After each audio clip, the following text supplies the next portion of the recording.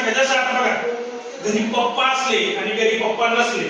पप्पा असले तर आपण लगेच काय करतो, वया पुस्तक सांगून बसतो, लगेच पटकन अभ्यास करतो पटापट.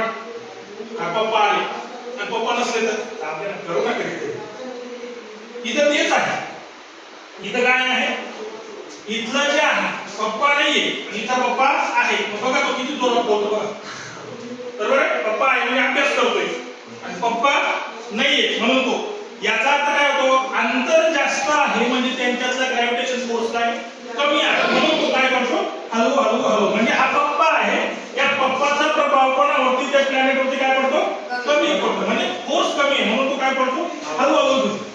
इथे पप्पा आलेले आहे म्हणून तो काय करतो, जोरात. याचा मी त्यांना काय सांगायचं आहे की एवढा जो एरिया त्यांनी कव्हर केलेला आहे, समजा 1 तासात कव्हर केला असेल, हा पण एरिया 1 तासात कव्हर केलेला आहे आणि हा पण एरिया 1 तासात कव्हर केलेला आहे. मग एवढा जो एरिया आहे, इकडचा पण एरिया काढला आणि इकडचा पण एरिया काढला तर दोन्ही एरिया काय येतील, सेम येतील.